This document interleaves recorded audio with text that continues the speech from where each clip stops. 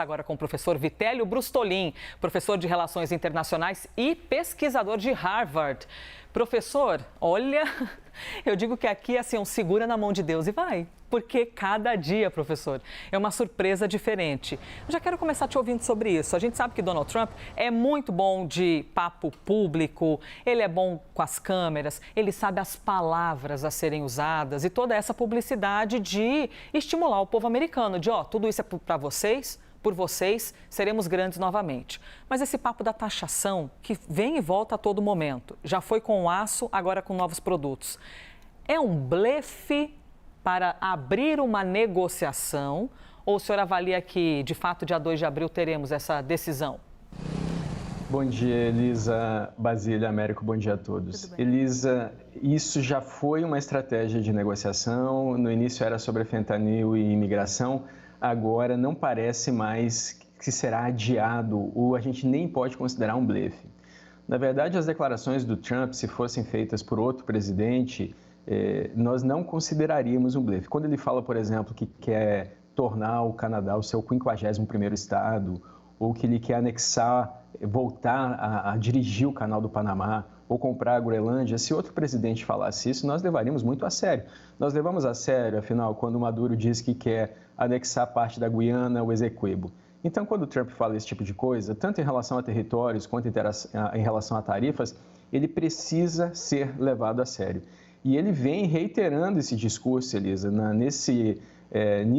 declaração que ele fez ontem no Capitólio, ele reiterou diversas vezes o que já vinha dizendo, ele já vinha repetindo isso desde que tomou posse. Antes mesmo, na campanha, ele já falava em tarifas. Ele só não tinha anunciado ainda os percentuais, aliás, ele chegou a falar em tarifar a China em 60%, tem tarifado menos, mas não chegou a anunciar percentuais para todo o mundo. Então, nesse momento, o presidente Trump usa essas tarifas, pode até, em alguns casos, negociou, por exemplo, com o presidente da Áustria recentemente, mas, em geral, essas tarifas serão aplicadas e quem vai pagar essa taxa são os consumidores, Elisa. Estamos também com o Américo Martins e com Basília Rodrigues. Basília, por favor. Oi, professor. Obrigada pela entrevista.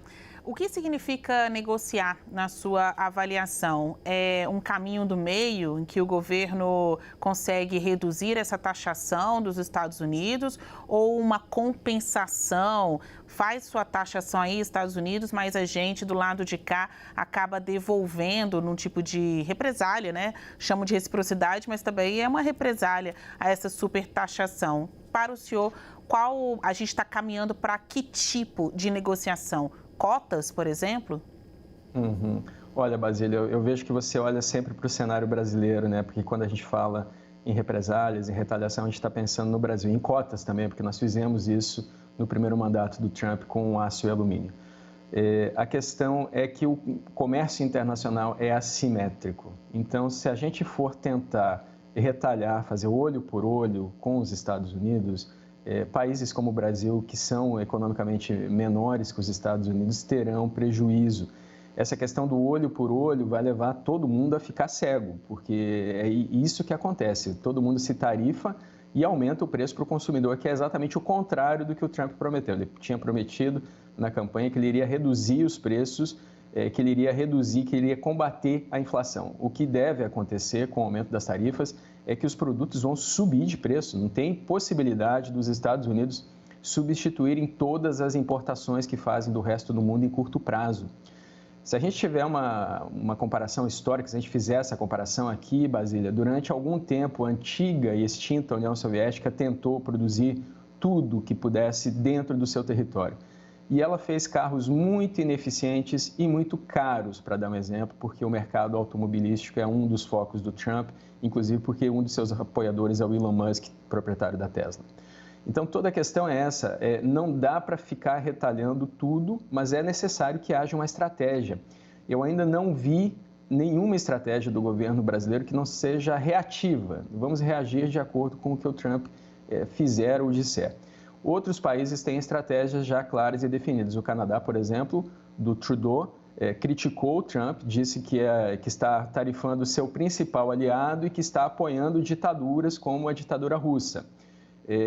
A União Europeia tem uma estratégia, o próprio México. Qual é a estratégia brasileira? Nós não sabemos ainda, isso não foi, pelo menos, divulgado pelo governo brasileiro, mas, de fato, essa estratégia deve, sim, abranger algum tipo de cota ou algum tipo de negociação, mas para que isso aconteça, Basílio, é necessário que a diplomacia brasileira de primeiro escalão e a diplomacia dos Estados Unidos e os próprios presidentes comecem a se falar, Basílio. Vamos agora com o Américo Martins. Muito bom ouvir isso do professor, né? E imaginar quando Luiz Inácio Lula da Silva haveria de conversar com Donald Trump, né? Se é que isso vai acontecer nesses 4 anos, agora um pouquinho menos de 4 anos. Américo Martins, por favor, chega aqui para a conversa. Obrigado, Elisa. Professor, muito bom dia, muito obrigado mais uma vez pela sua participação. A gente tem visto, e o presidente Donald Trump fez uma longa propaganda sobre suas ações ontem, mas nós temos visto o governo americano desmoronando aí, desfazendo várias organizações, várias regras, tanto da economia interna, como, por exemplo, a questão dos funcionários públicos nos Estados Unidos, como a questão comercial e também o multilateralismo, a ordem multilateral. Aqui na Europa, a grande preocupação neste momento é com relação à guerra na Europa e o que isso pode significar para a OTAN. Ontem, tanto o presidente Trump como o presidente da Ucrânia, Volodymyr Zelensky, aparentemente recuaram um pouco das suas posições. Eu queria saber como o senhor avalia esse movimento dos dois e o que a gente pode esperar em breve aí com relação à guerra. Bom dia, Américo. Sempre uma satisfação também conversar com vocês. O Zelensky recuou primeiro, é claro. Era esperado que ele fizesse esse recuo. Na verdade, no próprio dia, na sexta-feira passada, quando houve aquela discussão na Casa Branca, ele foi à Fox News dar uma entrevista e voltou a agradecer ao povo dos Estados Unidos e a dizer que sem o apoio dos Estados Unidos a Ucrânia não poderia resistir. É muito claro, isso é evidente, né? A Ucrânia é do tamanho do estado de Minas Gerais e tem fronteira terrestre com a segunda maior potência bélica do mundo, que é a Rússia, que hoje a ataca. A Rússia é mais de 2 vezes do tamanho do território brasileiro, para a gente fazer uma comparação só territorial.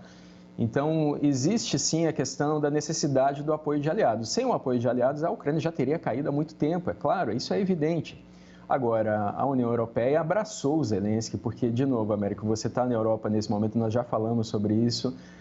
A Europa vê essa guerra como uma guerra contra a própria Europa, não é só contra a Ucrânia. A Europa não acredita que o Putin vá parar na Ucrânia. Então, são visões de mundo diferentes. Enquanto o Trump acredita que é necessário fazer uma paz a qualquer preço, a Europa acredita que uma paz a qualquer preço só vai levar a uma guerra maior ali na frente, que esse tempo seria utilizado pelo Putin para se rearmar e para voltar a atacar territórios de países próximos à Europa, que seja a Ucrânia, que faz parte da Europa, mas não da União Europeia, ou que seja de países que já fizeram parte da União Soviética, Estônia, Letônia, Lituânia, a própria Polônia. Na Geórgia, a Rússia tem assentamentos na Ossétia do Sul e na Abcásia. Na Moldova, a Rússia tem um assentamento desde a década de 90, que é na Transnistria. Então, veja, ninguém na Europa acredita que essa guerra acabaria sem garantias de segurança, que é justamente o que o Zelensky está pedindo. Agora, aparentemente, América, eu vou finalizar com isso, o acordo de terras raras vai ser feito. O Zelensky precisa fazer esse acordo para fazer uma sinalização concreta ao governo Trump de que há interesse em negociação com os Estados Unidos, já que o governo dos Estados Unidos vê tudo nesse momento como uma relação mercantilista e o que ele pode ter de benefício apoiando um antigo parceiro para o qual, inclusive, assinou o Memorando de Budapeste, jurando defender esse país, a Ucrânia, quando a Ucrânia entregou seu arsenal nuclear à Rússia em 1994, Américo. Seguimos aqui ao vivo com o professor Vitélio Brustolin, altamente especializado no assunto, também pesquisador de Harvard, para que nós possamos compreender aquilo que quase é incompreensível, mas só um olhar técnico para nos ajudar a ter algum norte aqui nessa navegação de Donald Trump. Clarissa?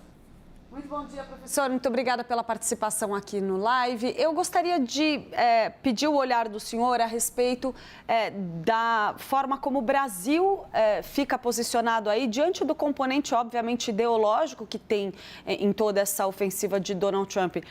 A gente ouve muito aqui do governo brasileiro essa preocupação em ser muito cuidadoso nas respostas para não dar mais subsídio para esse jogo direita-esquerda que acaba sendo tão importante importante para o presidente Lula aqui no Brasil. Como fica o país, o Itamaraty, no meio dessa disputa? Qual que é o tom que dá para ser tomado? Porque se o presidente Lula se cala demais, fica aí também sujeito a uma ofensiva que contamine outros países também, e se fala de menos, também tem questões aí que vão impactar na nossa realidade interna aqui no Brasil, né? Pois é, Clarissa, essa pergunta é muito importante. Eu tenho conversado com colegas sobre isso já faz algumas semanas, porque o governo brasileiro claramente se posicionou a favor da Kamala Harris, pelo menos o presidente Lula, né? 2 dias antes das eleições, ele chegou a dizer: Deus queira que a Kamala vença, chegou a chamar o Trump de fascismo com outra face. Isso não era necessário, né? Nós sabemos que o Trump havia feito campanha para o Bolsonaro, pediu o voto para o Bolsonaro no passado, mas não era necessário continuar fazendo esse jogo. Justamente se o governo brasileiro quer romper com essa disputa entre um lado ideológico e outro, poderia ter parado com esse círculo vicioso na última campanha eleitoral dos Estados Unidos. Agora, tudo bem, acabou pedindo voto para a Câmara, mas é importante que os presidentes conversem. São 2 estados que são aliados há muitos anos, há décadas. Os Estados Unidos ainda são o segundo maior parceiro comercial do Brasil e é o país estrangeiro que mais investe no Brasil. Nós precisamos conversar, nós precisamos da diplomacia de primeiro nível, atuando juntamente com a diplomacia dos Estados Unidos, com o Marco Rubio. Não há porquê esse distanciamento. Não necessariamente nós precisamos ficar respondendo tudo o que o Trump fala. Eu concordo que o Brasil não deve fazer isso e quando o Itamaraty se posiciona dessa forma. Mas também é importante que haja algum tipo de diálogo, de contato, de conversa, porque se não houver, serão impostas sim tarifas contra o Brasil e é o Brasil todo que vai pagar por isso. Veja, o governo Trump é um governo personalista, mas é do interesse nacional do Brasil e do interesse nacional dos Estados Unidos que a boa relação, que a relação pragmática entre os 2 estados prevaleça e continue como sempre foi, na verdade. O Itamaraty é reconhecido como um órgão de excelência no mundo inteiro e reconhecido por ser pragmático. Então, não faz sentido que nós não sejamos pragmáticos justamente nesse momento de imposição indiscriminada de tarifas ao redor do mundo, Clarissa. Basília Rodrigues, é isso? Mais uma pergunta aqui, pode chegar, Basília. Professor, eu queria saber a sua avaliação sobre esse momento de repercussões a cada fala do presidente Trump. Eu vejo muita energia dos diferentes países, enfim, dos formadores de opinião, ao falar das questões econômicas, que teriam um efeito mais imediato, né? Se está caro, se está barato, se entra ou não determinado produto em determinado país. Mas o Trump também traz, neste novo mandato, uma carga muito ideológica, grande e de mudanças na pauta da diversidade.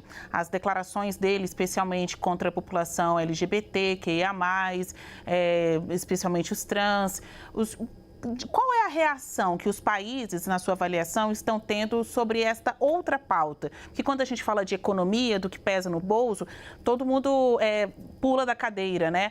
Mas quando a gente olha um país do tamanho dos Estados Unidos, adotando um discurso e políticas consideradas pelos movimentos progressistas retrógradas, ninguém fala nada? Nada acontece?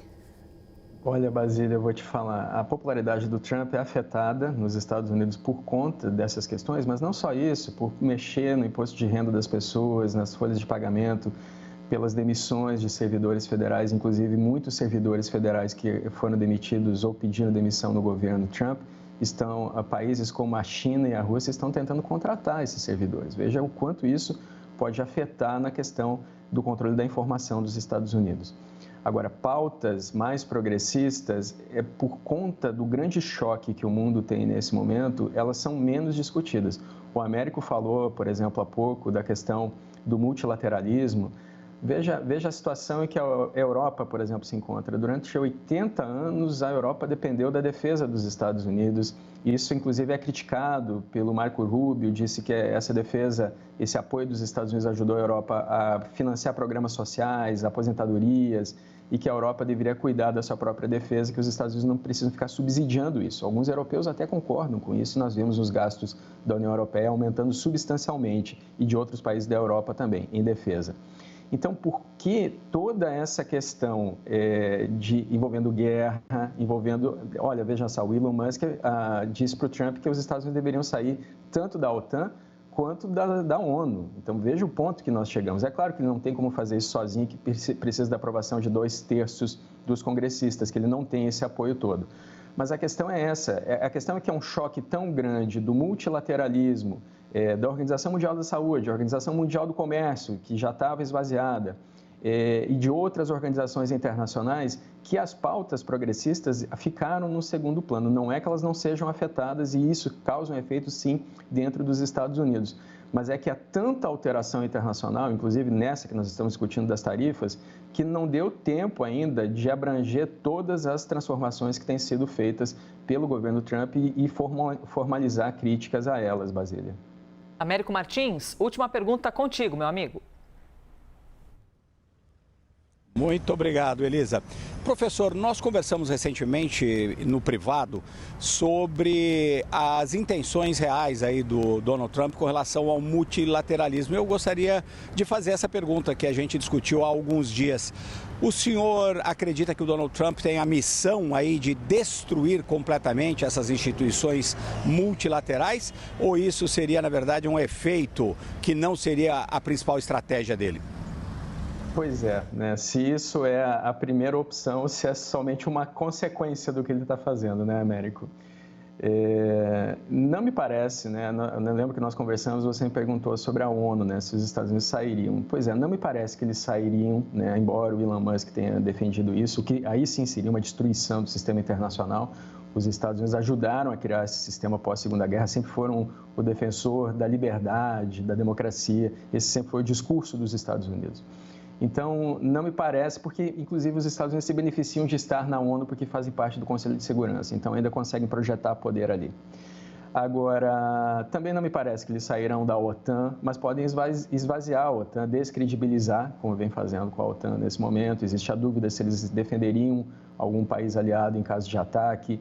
Podem esvaziar o apoio à Ucrânia, se isso continuar, inclusive desligando a Starlink, né, já que o Elon Musk é a favor de sair da OTAN, podem acabar prejudicando, tirando o seu apoio em forma de inteligência. Agora, sair de fato dos organismos internacionais nesse momento seria algo que prejudicaria muito os Estados Unidos, porque eles comandam parte desses organismos internacionais ou têm assentos de grande influência neles. Mas, de fato, não há nenhuma dúvida que o efeito dessas políticas é o esvaziamento das relações multilaterais, e nós estamos vendo isso nesse momento, uma ONU inerte, uma OTAN que não defende, não protege mais os seus aliados e que leva a Europa a se rearmar. Então, não acredito que seja a intenção, mas sim a consequência das ações do Trump. Américo. Professor, muito bom poder ouvir-te, hein? Muito obrigado. Obrigada também a Clarissa, Basília, Américo, porque por meio dessas provocações a gente consegue ter sempre o melhor do professor Vitélio Brustolin, professor de Relações Internacionais e também pesquisador de Harvard. Obrigada pela gentileza, professor. Obrigado pelo convite. Até logo.